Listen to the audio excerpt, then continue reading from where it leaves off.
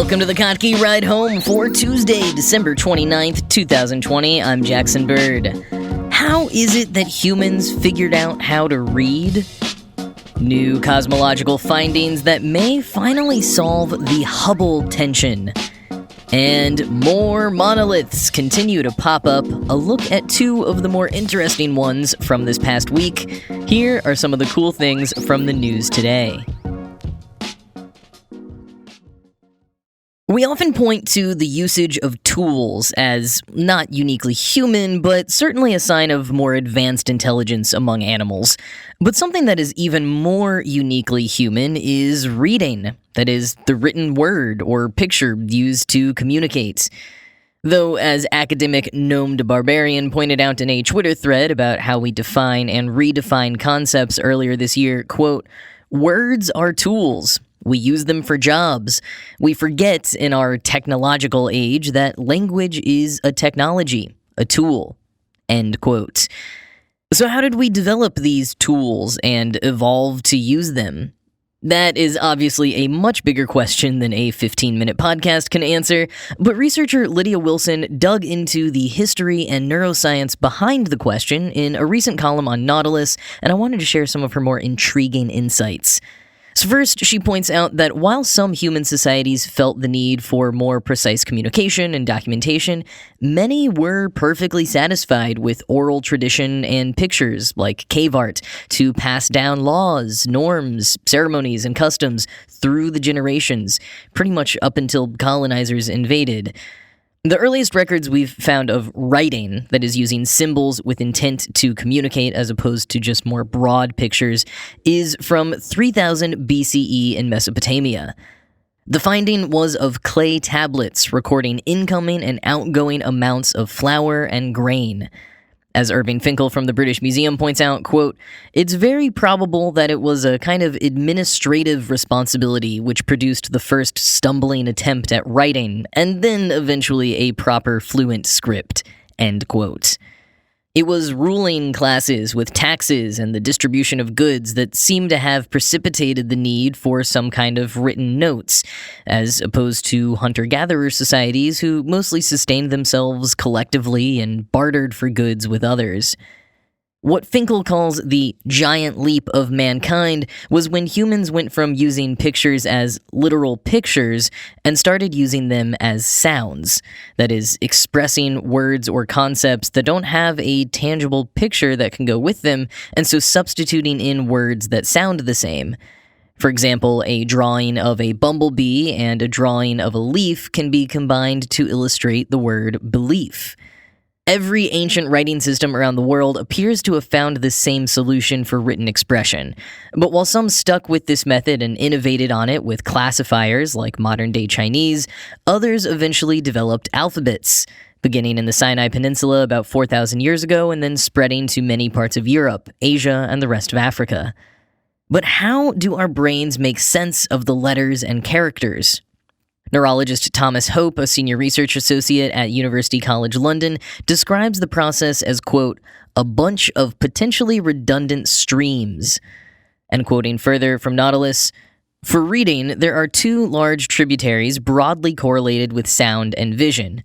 The third major area working on the task is the Broca's area, in charge of executive function, which acts as the conductor, orchestrating all the inputs. Beginning readers sound down each letter to get the meaning. Reading is not just to communicate meaning, but also to communicate generally," Hope says. "And the most common way that we communicate is by speaking. So when you read a word, some part of your brain is sounding out what that word would sound like if you were saying it, or if someone was saying it to you. And that act of speech communication is the same across cultures, whatever the written form of the language, so most readers will be hearing as they read.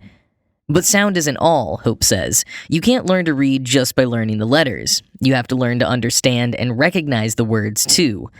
Readers in an alphabetic system have to learn the equivalent of characters. Learning the shape of a word is basically the same job as extracting the meaning from a pictographic character. But once we get more fluent at reading, we tend to use a different tributary more. Another way that most skilled readers prefer is to recognize the whole word as a single entity and connect it directly to meaning," Hope says. End quote. Taitwomi of University College London has conducted a number of experiments using brain scans of people reading, specifically comparing people reading in Chinese characters and in a phonetic system like English, so a script where you comprehend meaning by recognizing a character versus by using the sound of letters.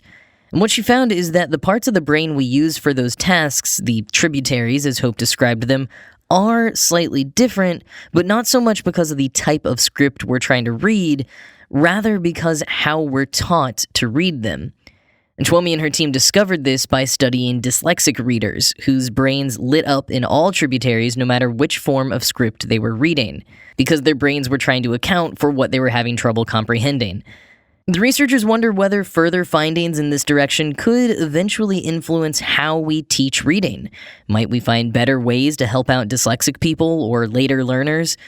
What depths of creativity might we tap if we teach phonetic readers to learn word shapes and pictograph readers to chant words aloud? Or likely some much more complex solution. Wilson, the article's author, even goes so far as to postulate how kids raised on emojis might be activating different parts of their brain in their meaning-making of language, and wonders how that could change the way we communicate going forward. It sounds fairly far-fetched, but she reminds us that humans have really only been reading for 5,000 years, and that's, quote, a blink of an eye in evolutionary terms, end quote.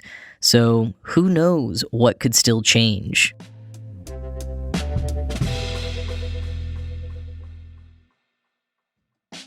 The new year is upon us, and no matter what it brings, you can spend it creating something meaningful with today's sponsor, Skillshare. Skillshare is an online learning community that empowers you to accomplish real growth, with tons of classes to explore, real projects to create, and the support of fellow creatives. Class topics include video, animation, web development, music, photography, creative writing, productivity, marketing, and so much more. I recently started a class that I've heard everyone online talking about, Christopher Griffin, aka Plant Queen's Plants at Home, Uplift Your Spirit and Your Space. I'm pretty good with my outdoor plants, but am somehow a disaster when it comes to indoor plants, so it's been great learning more about how to actually keep my indoor plants alive and figure out which ones are best for my purposes. If you want to learn more about being a good plant parent or any other creative pursuit to jumpstart your new year, you can explore your creativity at Skillshare.com/Kottke, where listeners of the Kottke Ride Home can get a free trial of premium membership. Again, that's Skillshare.com/Kottke for a free trial of premium membership. The world of cryptocurrency can be confusing, but that's no reason not to dive in, especially when you can get help from BitTrust IRA. BitTrust IRA helps you seamlessly and securely add cryptocurrency to your retirement account. They have a 24/7 trading platform with no minimum investments and unlimited trades, plus a team to help guide you along the way if you have any questions. And they also offer the lowest trading fees in the industry. And as far as security goes, BitTrust IRA stores your private keys in nuclear bunkers with military-grade encryption. Seriously. Bitcoin was one of the best performing assets of 2020, so there's never been a better time to add it to your portfolio. Just go to BitTrustIRA.com/Kottke to learn more. And for a limited time, BitTrust IRA is waiving the sign-up fee for Kottke Ride Home listeners, a $50 value. That's BitTrustIRA.com/Kottke to learn more and have your sign-up fee waived. BitTrustIRA.com/Kottke. The European Space Agency's Gaia spacecraft is the gift that keeps on giving. The telescope's latest achievement is measuring the parallaxes of over 1 billion stars.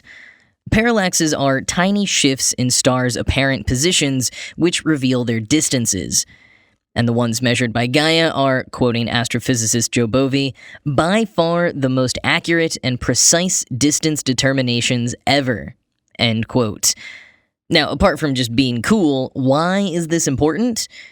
Because included in the 1.3 billion star measurements are some special stars whose distances can be used to calculate farther cosmological distances, meaning some big questions have been thrust into new, more accurate light, namely the Hubble tension.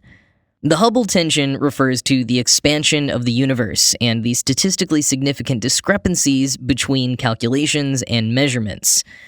Quoting Quanta magazine, "The cosmos's known ingredients and governing equations predict that it should currently be expanding at a rate of 67 kilometers per second per megaparsec, meaning that we should see galaxies flying away from us 67 kilometers per second faster for each additional megaparsec of distance.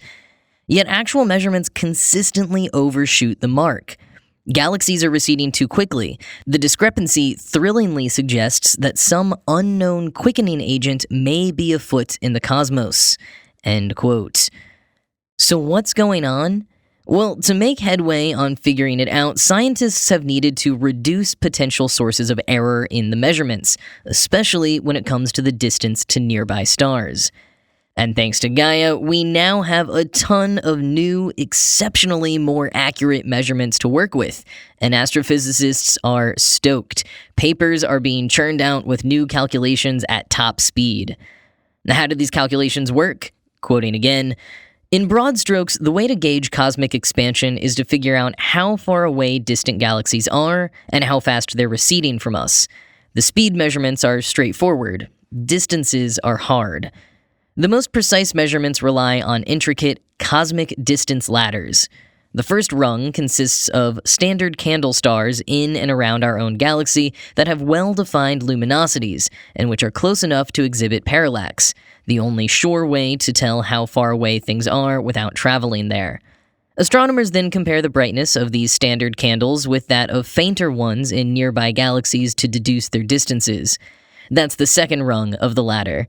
Knowing the distances of these galaxies, which are chosen because they contain rare, bright stellar explosions called Type 1a supernovas, allows cosmologists to gauge the relative distances of farther away galaxies that contain fainter Type 1a supernovas. Now, the ratio of these faraway galaxies' speeds to their distances gives the cosmic expansion rate." End quote. So the precision of the parallax, being that first rung of the ladder, is of utmost importance and can change the whole calculation if it's off. And that is why astronomers are so stoked about this new data. It really could hold the key to understanding the question of the Hubble tension that they've been trying to crack for years.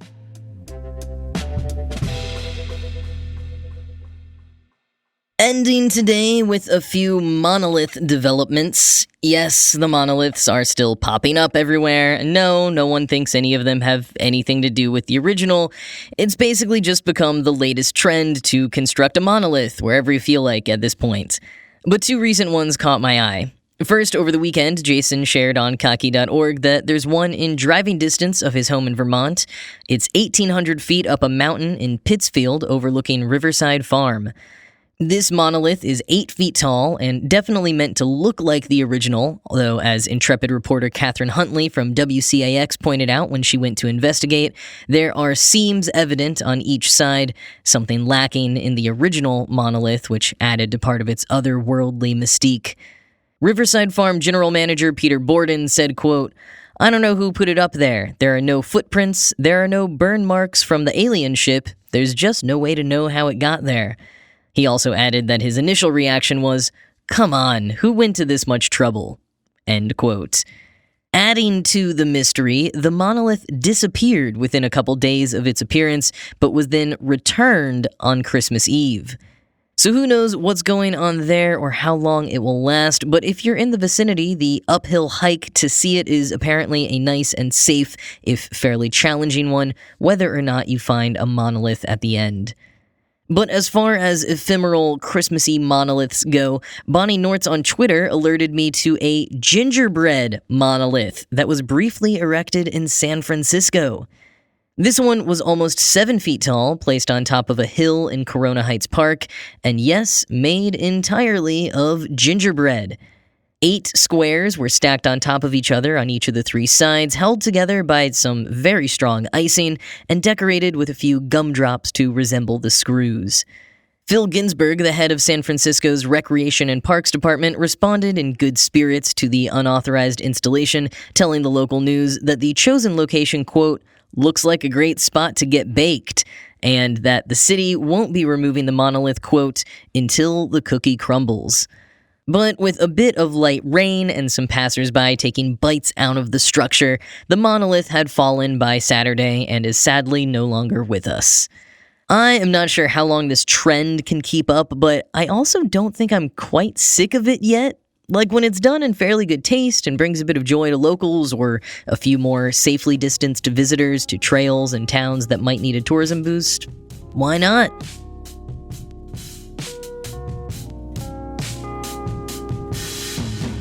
That is it for today. As always, this show was produced by Ride Home Media and Kottke.org. I am Jackson Bird, and I've got to go figure out what to do with all this gingerbread I found on a hill in San Francisco. I hope you are all having a great day, and I will talk to you again tomorrow.